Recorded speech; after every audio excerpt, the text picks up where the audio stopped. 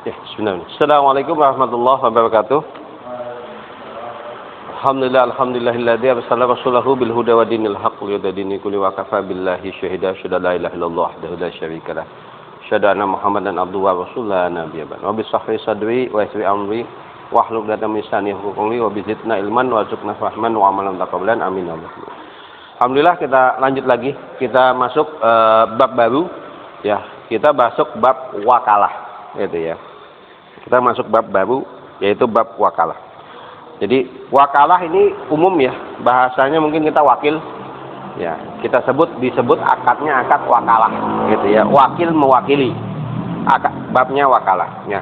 Secara bahasa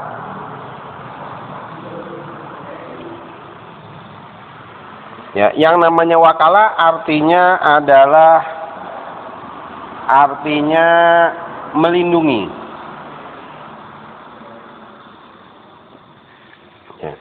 Kenapa? Karena ketika seseorang ya menyerahkan perwakilan terhadap sesuatu, artinya orang yang diserahkan itu wakilnya, tugasnya adalah melindungi amanah yang diberikan. Nah, maka istilahnya melindungi. Jadi namanya wakalah artinya melindungi, atau bisa juga penyerahan.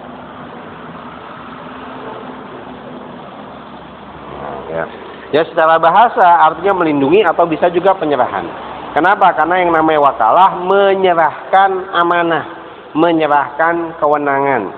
Ada satu kata yang sering kita gunakan ya, yang artinya penyerahan atau berserah adalah tawakal. Nah ya, tawakal itu akar katanya sama dengan kata wakalah. Artinya berserah diri, kan gitu ya. Menyerahkan gitu ya, menyerahkan. Jadi ini ada secara bahasa. Wakalah secara bahasa artinya melindungi amanah atau menyerahkan amanah. Nah, secara definisi syara,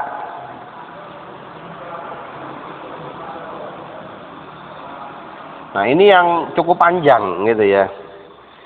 Wakalah adalah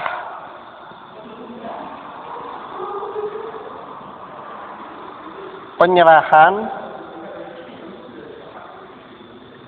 kewenangan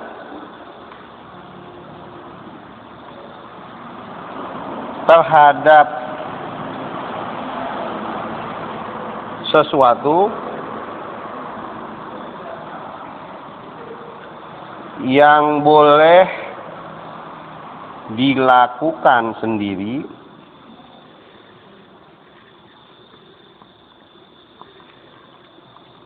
dan bisa diwakilkan kepada orang lain untuk dilakukan oleh wakil tersebut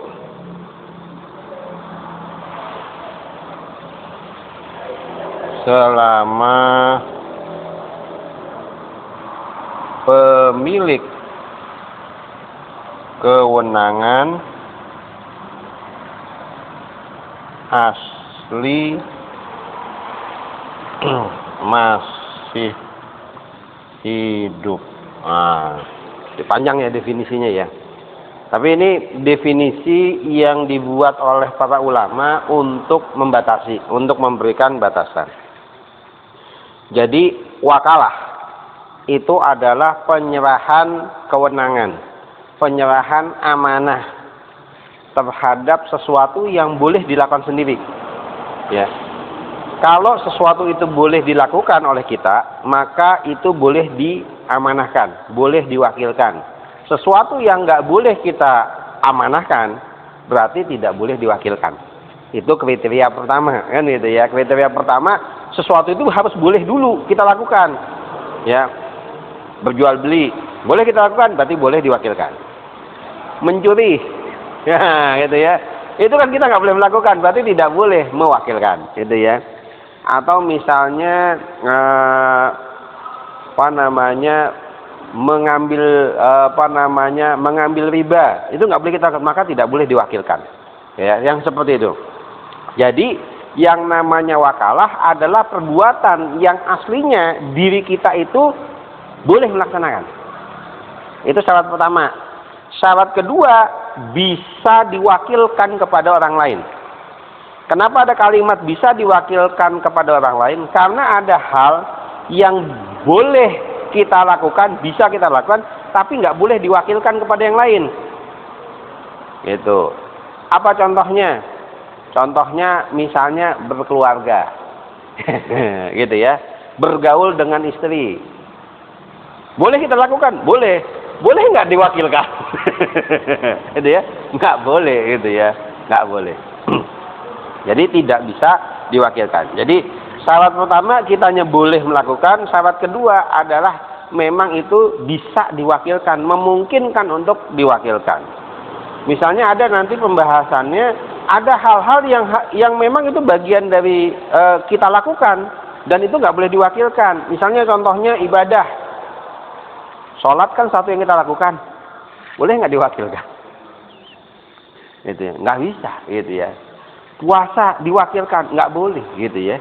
Jadi sesuatu yang bisa, yang memang bisa kita lakukan dan juga boleh diwakilkan untuk dilakukan oleh orang lain. Yang ketika diwakilkan, maka di sini dikasih kalimat untuk dilakukan. Jadi sebuah amanah ketika diserahkan kepada wakil, ya, kepada orang yang diserahkan amanah, itu maka dia harus melakukan itu, dia punya tanggung jawab, maka disebutkan melindungi atau diserahkan amanah. Maka si wakil tadi, dia punya kewajiban menjalankan amanah yang diberikan selama si pemberi amanah, pemilik kewenangan asli masih hidup. Ya. Ada si A, jadi orang yang menyerahkan itu disebut muwakil. Muwakil itu pemberi kewenangan, pemberi wakalah, namanya muwakil. Orang yang diberikan kewenangan, diberikan amanah, itu disebutnya wakil. Gitu ya, disebutnya wakil. Ya. Nah, wakil ini menjalankan tugas, menjalankan akad, menjalankan amanah sebagai wakil ketika orangnya masih hidup. Kalau seorang wakil menjalankan amanah ketika orangnya sudah meninggal, apakah boleh? Boleh juga, tapi namanya bukan wakalah, namanya wasiat. Kan gitu ya. Wasiat itu kan dilaksanakan setelah orangnya meninggal. Itu namanya wasiat. Jadi definisi ini untuk memisahkan akad wakalah bukan wasiat. Gitu ya. Akad wakalah bukan menggantikan. Tapi akad wakalah ini bukan akad jual beli. Gitu ya. Akad wakalah bukan akad ijarah. Gitu ya. Bukan akad kerja juga, bukan. Gitu. Akad wakalah bukan akad kerja. Kenapa? Karena akad kerja itu memberikan tugas, membayar jasa. Sedangkan ini memberikan kewenangan, yang memberikan kewenangan kepada seseorang untuk melakukan sesuatu yang aslinya kewenangan itu milik si mewakil. Kita punya kewenangan misalnya untuk menjual motor, motor punya kita boleh dong jual. Nah, motor itu kita serahkan kepada seseorang, kita amanahkan, ya. Dia untuk menjual, itulah yang kita sebut sebagai wakalah. Dia adalah wakil kita untuk menjualkan motor. Maka nanti hukum jual beli yang berlaku, ada klausul bahwa penjual harus pemilik barang. Itu tetap sama, pemilik barang atau wakilnya, atau orang yang diamanahkan atau orang yang diberikan kewenangan, kan sama gitu ya, sama saja. Jadi orang yang mewakilkan itu sama saja. Ya, seperti orang yang kemudian memiliki kewenangan asli. Itu ya. Jadi orang yang menjadi wakil itu punya kedudukan sama. Contoh, ketika akad nikah, ya, akad nikah itu kan harus ada 4 pihak. Gitu ya. dan 3 diantaranya harus hadir. Ya, 4 pihak siapa saja? Ada pengantin laki-laki, ada pengantin perempuan, ada wali, ada saksi. 3 diantaranya harus hadir. Wali dengan pengantin pria itu harus hadir dan di situ ada saksi.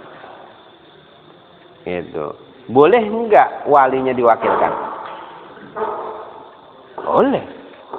Artinya wali punya kewenangan yang sama dengan pemilik kewenangan asli, yaitu wakil itu memiliki kewenangan yang sama seperti wali. Gitu. Boleh menikahkan. Gitu ya. Hanya memang nanti ketika menikahkan hati-hati, tetap kalimatnya harus dia memposisikan sebagai wakil. Maka nanti kita bahas syarat dan rukunnya. Nggak boleh saya menikahkan anu binten, bukan.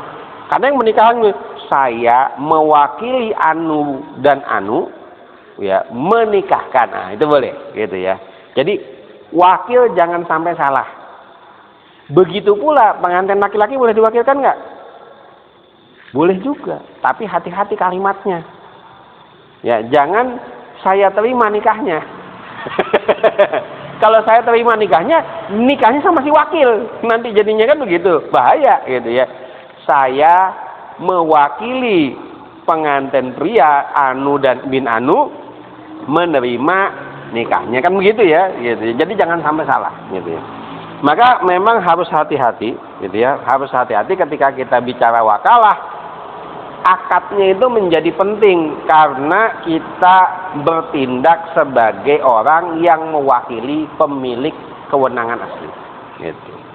Nah, sederhananya ketika kita bicara rukun wakalah, jadi kita bicara rukun dan syarat.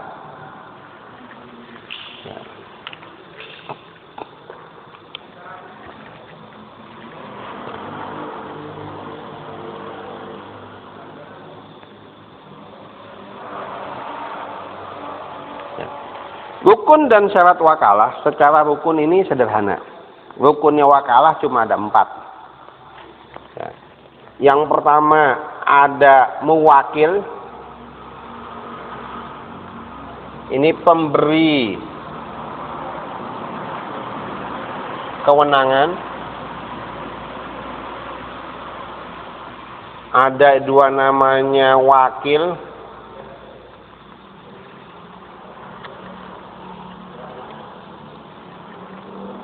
Penerima wakalah, penerima amanah,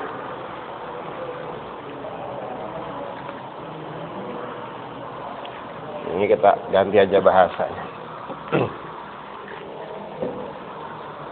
Orang yang mewakilkan atau pemberi amanah. Orang yang mewakili atau penerima amanah. Ada yang ketiga namanya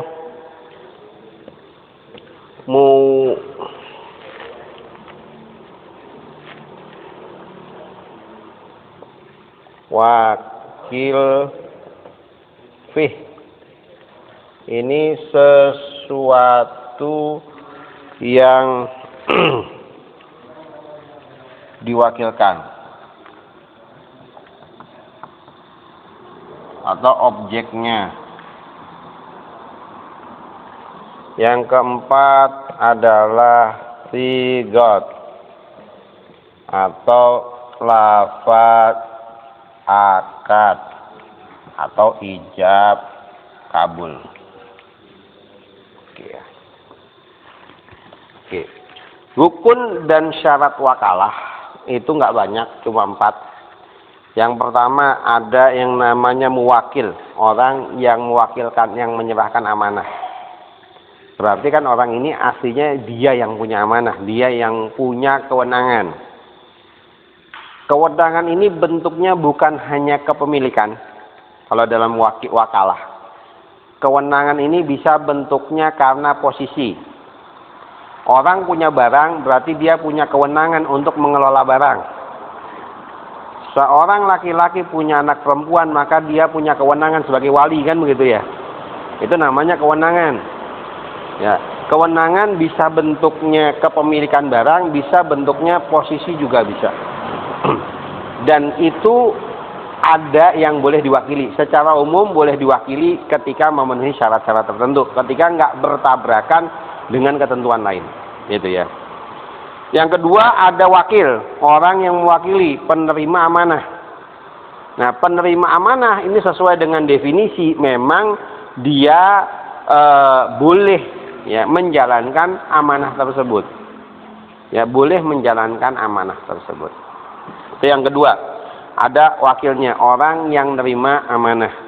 Orang yang nerima amanah ini dia memang orang yang boleh. Nanti kita jelaskan syaratnya masing-masing, gitu ya. Yang ketiga adalah muwakil fih. Muwakil fih itu objeknya. Maka di sini nggak disebut benda, tapi objek.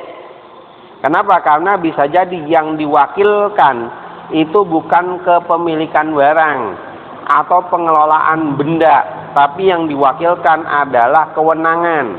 Yang diwakilkan adalah kedudukan. Yang diwakilkan adalah posisi seseorang. Gitu ya. Itu juga bisa.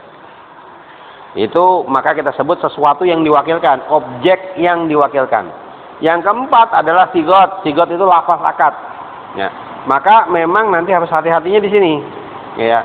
Kenapa? Karena dalam Islam kita tahu semua aktivitas yang menjadi titik kunci kan adanya di akadnya. Ya. Yang menjadi titik kunci adanya pada akad, gitu ya. Maka kita harus hati-hati. Nah, ini adalah rukun. Nah, setiap rukun ini memiliki syarat. Oke ya. Nah, ini yang kita bahas satu-satu. Yang pertama,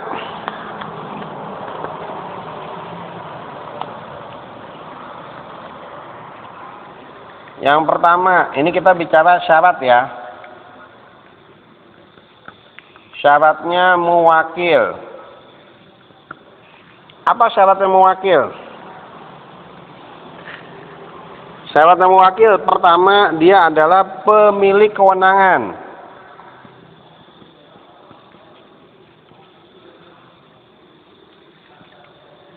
Untuk melakukan sesuatu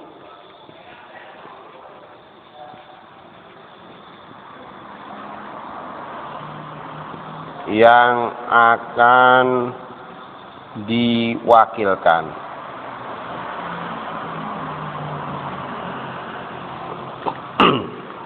Jadi muwakil atau pemberi amanah adalah pemilik kewenangan yang dia memang memiliki kewenangan untuk melakukan sesuatu yang akan diwakilkan.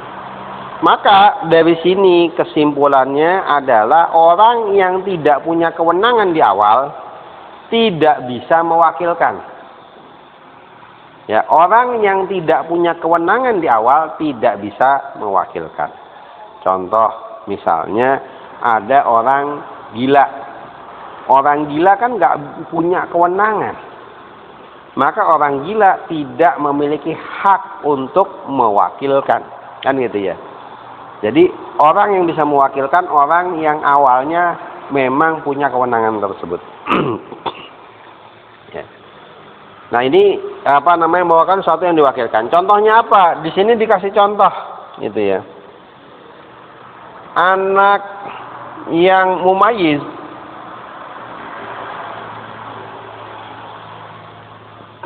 tidak sah mewakilkan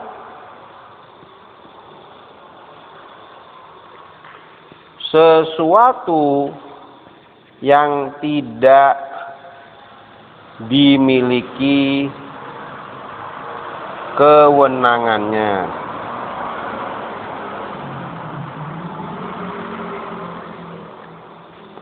Ya.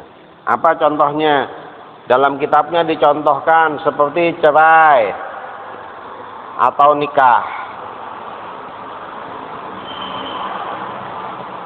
Jadi bayangkan, anak yang mumayyiz, anak kecil, tamyiz itu berarti udah ngerti ya, sudah ngerti baik buruk, paham gitu ya. Ini nggak sah mewakilkan sesuatu yang dia di awalnya nggak punya kewenangan. Seorang anak kan nggak bisa menikahkan. Seorang anak juga tidak punya kewenangan untuk menceraikan, gitu, melakukan hibah dan lain sebagainya. Maka seorang anak yang dari semenjak awal tidak punya kewenangan, dia tidak sah untuk mewakilkan. Nah, akan tetapi berbeda kondisinya ketika sebaliknya, anak yang mumayyiz ini sah mewakilkan sesuatu yang dimiliki kewenangannya.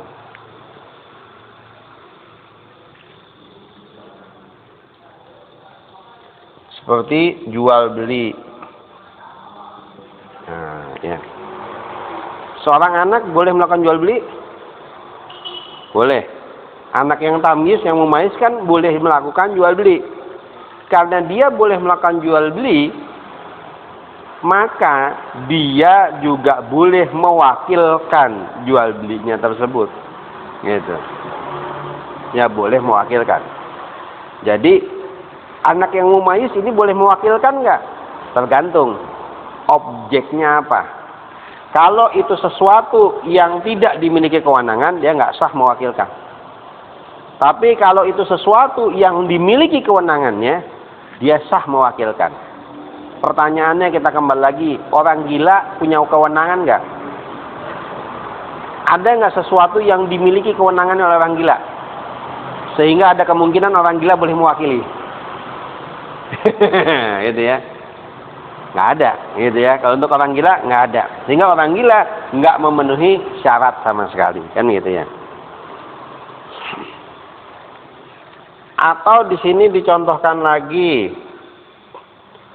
orang yang sedang dalam kondisi tertentu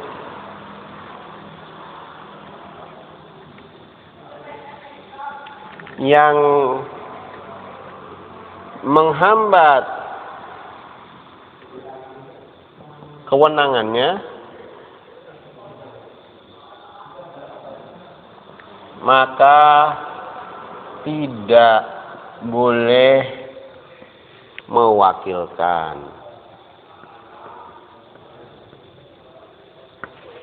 Apa? Dicontohkan orang yang sedang ihram.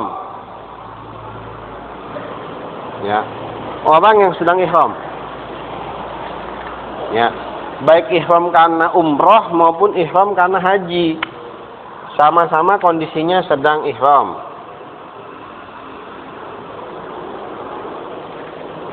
Ya, orang yang sedang ihram itu tidak boleh menikah atau menikahkan. Ya, orang yang sedang ihram tidak boleh nikah ataupun menikahkan.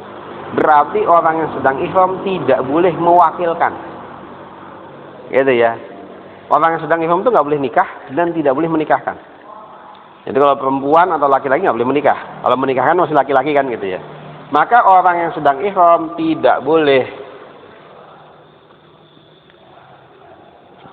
mewakilkan pernikahan. Gitu. Ini contohnya. Jadi dia sedang dalam kondisi tertentu. Jadi orang yang sedang dalam kondisi ihram, dia tidak boleh menikah atau menikahkan. Gitu ya. Jadi ini sesuatu yang memang menghalangi orang dalam kondisi tertentu. Atau ada yang kemudian dibahas lagi adalah orang dengan status tertentu yang menghalangi kewenangan,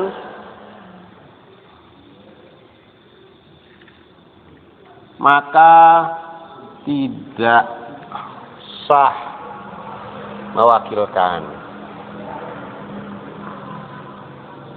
Nah, apa contohnya? Orang yang dalam status tertentu yang itu menghalangi kewenangan, maka tidak sah untuk mewakilkan. Dalam kitabnya dicontohkan gini, seorang ayah itu kan dia menjadi wali bagi anak perempuannya. Hukum asalnya seperti itu. Tapi kalau ayahnya kafir, status dia menghalangi posisinya untuk menikahkan. Artinya seseorang ayah yang dia tidak muslim itu tidak bisa mewakilkan kewaliannya. Ya, jadi ketika ada seorang perempuan bapaknya belum muslim, gimana? Caranya bukan bapaknya mewakilkan, tapi kewenangannya diambil alih oleh wali hakim. Atau kalau dia punya saudara, paman, saudara kerabat dekat yang memang muslim, itu mereka dulu. Kalau nggak ada, maka yang mengambil alih kewenangannya adalah wali hakim. Wali hakim ini bukan bertindak sebagai wakil dari si bapak, gitu ya. Bukan bertindak sebagai wakil dari si bapak, gitu. Jadi ini status tertentu. Ini misalnya orang kafir tidak berhak menikahkan anak perempuannya.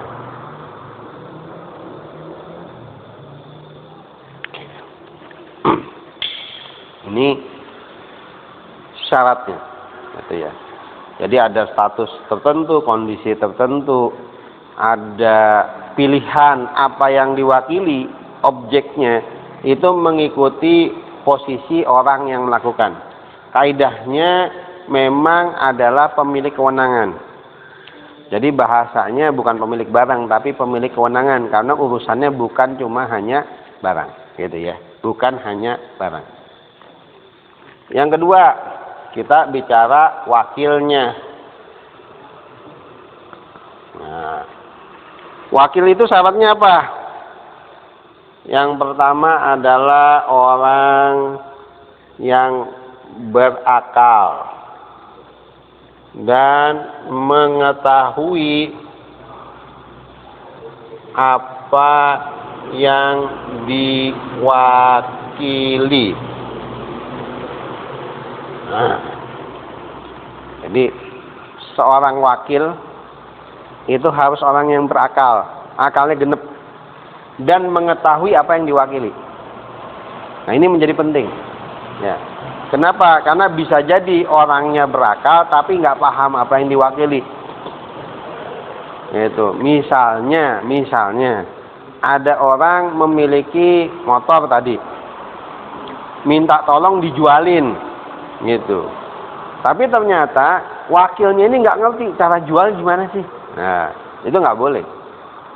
Jadi seorang wakil harus paham apa sih yang diwakili, sehingga dia bisa menjalankan amanahnya. Ya. Kayak tadi misalnya seseorang diminta mewakili menjadi wali nikah,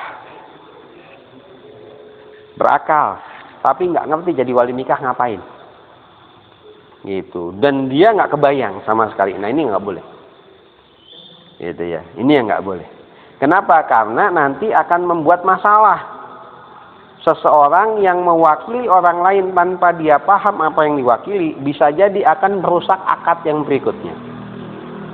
Dia mewakili jual beli, akad jual belinya rusak, mewakili pernikahannya rusak, bahaya, gitu ya, bahaya.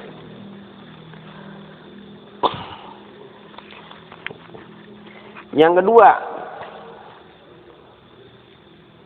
sah mewakilkan kepada anak yang mumayyiz untuk sesuatu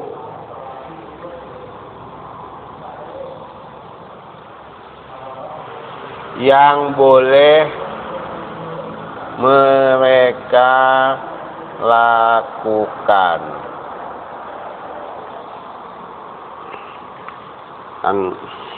Ini kan udah dicontohkan. Jadi kalau ini sebagai pemberi amanah, ini sebagai penerima amanah.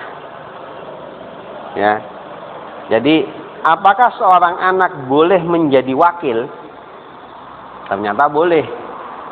Dalam kondisi yang memang boleh mereka lakukan.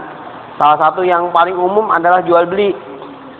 Jadi ketika ada mewakilkan, muwakilnya adalah anak-anak, wakilnya ada anak-anak untuk urusan jual beli, boleh. Contohnya apa? Contohnya anak-anak nitip ke temennya, ya, untuk dibelikan sesuatu, gitu ya. Itu kan sebenarnya akad yang digunakan akad wakalah, ya. Akad yang digunakan akad wakalah, gitu. Jadi menitipkan itu bisa digunakan akad wakalah, gitu ya.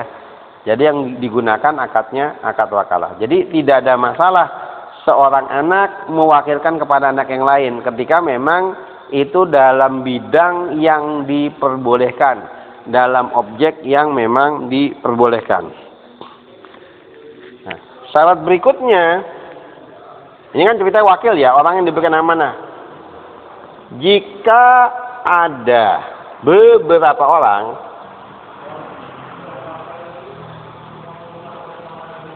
maka harus jelas kepada siapa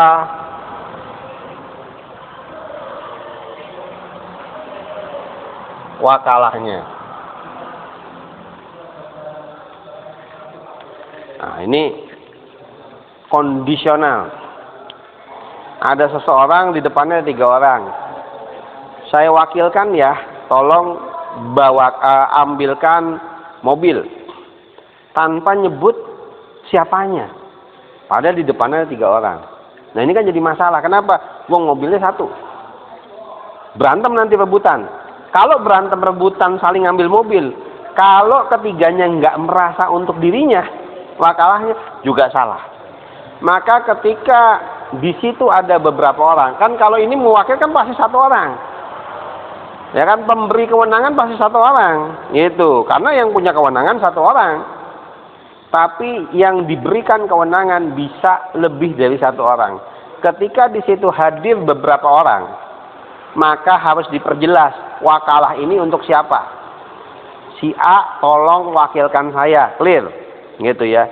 Kalau cuman bahasanya kepada 3 orang umum, nah ini malah jadi nggak sah, malah nggak jelas akadnya kepada siapa wakalahnya, gitu ya. Kepada siapa wakalahnya malah kemudian nggak sah. Gitu ya. Ya, ini baru 2 bagian syarat dari 4 rukun yang akan kita bahas. Panjang ya. Ini masih panjang lagi. Ya. Oke, mungkin untuk malam ini kita cukupkan dulu. Kita masih ada 2 lagi. Ini bahasannya masih panjang. Ya. Syarat untuk bendanya, objeknya, dan syarat sigotnya kita belum bahas. Nanti kita juga akan bahas bagian-bagian lainnya, jenis-jenis wakalahnya, ya, dan kebolehan mengenai syarat prasyarat wakalahnya, gitu ya. Itu nanti akan kita berikan penjelasan. Jadi